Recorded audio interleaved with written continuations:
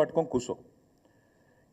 ఈ statistical abstract అనేది ఏదైతుందో ప్రభుత్వం ఎంత దౌర్భాగ్య ప్రభుత్వం ఇదంటే, ఇది వాస్తవాలు చెప్పింది, వాస్తవాలను బయటపెట్టింది అని మేము చెప్పంగానే వెంటనే మరుక్షణమే దీన్ని తీసేసినారు, తొలగించినారు. ఎక్కడికి వెళ్ళి వెబ్సైట్లోకి వెళ్ళి వెంటనే డిలీట్ చేసినారు. ఎందుకంటే వాస్తవాలు బయటకు వచ్చినాయి, ఎందుకంటే చదవకుండా రిలీజ్ చేసినారు. చేసినాక అరే అందులో మొత్తం కేసీఆర్ను పొగుడుతున్నదా అని ఎవరో చెప్పినట్టున్నారు చదివిన వాళ్ళు. చెప్పగానే వెంటనే డిలీట్ చేసినారు. అందుకే నేను మా మీడియా మిత్రులను కూడా అడుగుతా ఉన్నా, నేను ఈ రిపోర్ట్ నివేదిక మీ అందరికీ ఇస్తాను, మా సోషల్ మీడియాలో నేను కూడా పెడతాను. ఇది మా నివేదిక కాదు, ప్రభుత్వం. అందుకని మేము డౌన్లోడ్ చేసి పెట్టుకున్నాం. ఎందుకన్నా మంచిది, దౌర్భాగ్యులు తీసేస్తారని తెలుసు కాబట్టి పెట్టుకున్నాము, మీకు అందజేస్తాను. ఇందులో ఏముందో చెప్పే ప్రయత్నం నేను మీకు చేస్తాను. ఇందులో ఎంత స్పష్టంగా చెప్పినారంటే, ఇన్ని రోజులు కాంగ్రెస్ చేసిన ప్రచారం చిల్లర ప్రచారం, రాజకీయాల్లో లాభం కోసం చేసిన ప్రచారం అబద్ధం, పచ్చి అసత్యం అనే మాట ఇదే నివేదిక ధృవీకరించింది. ఈ నివేదికలో స్పష్టంగా చెప్పారు, రాష్ట్ర తలసరి ఆదాయం 2014లో 10వ స్థానంలో ఉంది భారతదేశంలో మన రాష్ట్రం. రాష్ట్రం ఏర్పడ్డ నాడు, తెలంగాణను మాకు కాంగ్రెస్ అప్పచెప్పిన నాడు, ఆనాడు 10వ స్థానంలో తలసరి ఆదాయంలో ఉన్న మన తెలంగాణ ఈ నివేదిక ప్రకారం ఇవాళ నంబర్ 1 స్థానంలో ఉంది. మేము ఇచ్చిపోయినాడు 2022-23లో వీళ్ళకి అప్పచెప్పిపోయినాడు, నంబర్ 1 స్థానంలో ఉంది అని చెప్పి ఇదే నివేదిక చాలా స్పష్టంగా కుండబద్దలు కొట్టింది. నంబర్ 1. నంబర్ 2, ఇదే నివేదికలో ఇంకో మాట ఏం చెప్పారంటే, ఆనాడు 2014-15లో దేశ సగటు 86,000 ఉంటే తలసరి ఆదాయం, ఆనాడు మాకు అప్పచెప్పినాడు కాంగ్రెసు మన తలసరి ఆదాయం 1,24,000. కానీ ఈరోజు ఎంత పెరిగింది అనడానికి కూడా ఇదిగో ఇక్కడ ఇదే నివేదికలో కుండబద్దలు కొట్టారు.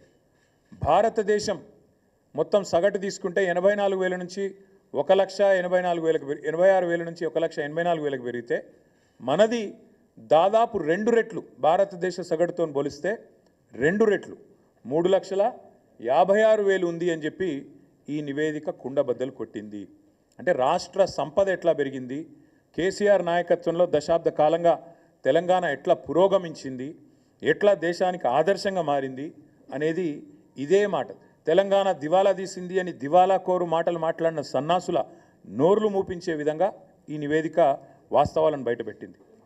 ఇది మరొకటి, ఇదే తెలంగాణ స్టాటిస్టికల్ అబ్స్ట్రాక్ట్లో చాలా స్పష్టంగా రాష్ట్ర సంపద ఎట్లా పెరిగింది చెబుతూ, తలసరి ఆదాయం మాత్రమే కాదు, జీడిపిలో భారతదేశానికి కాంట్రిబ్యూటర్గా, అంటే దేశాన్ని సాదుతున్న రాష్ట్రాల్లో, దేశానికి బువ్వబెడుతున్న రాష్ట్రాల్లో తెలంగాణ ఎట్లా ఒక పురోగమనశీల రాష్ట్రంగా, ప్రగతిశీల రాష్ట్రంగా, ఒక మంచిగా దేశాన్ని ముందుకు నడుపుతూ మంచి ఆలోచనలతో కులం మతం పేరుతో పిచ్చి పంచాయతీలు పెట్టుకోకుండా అందరికీ మేలు చేస్తూ ఎట్లా సంపద సృష్టించింది కూడా ఇదే నివేదిక ఆవిష్కరించింది.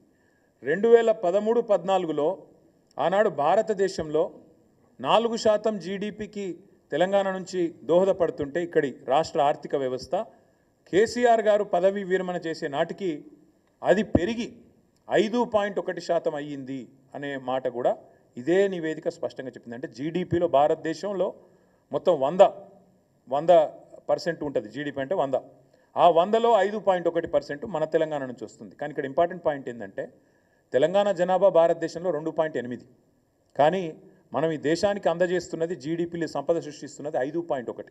అంటే మనకు కేంద్ర ప్రభుత్వం ఇస్తున్న దానికంటే మనం కేంద్రానికి ఇస్తున్నది దాదాపు డబల్ అనే మాట ఈ నివేదిక ద్వారా నేను మీకు గుర్తు చేస్తా ఉన్నా. ఇది ఇంకొక విషయం, ఇది ఆర్బీఐది, ఇది ఆ స్టాటిస్టికల్ అబ్స్ట్రాక్ట్ లేదు, ఇది ఆర్బీఐది.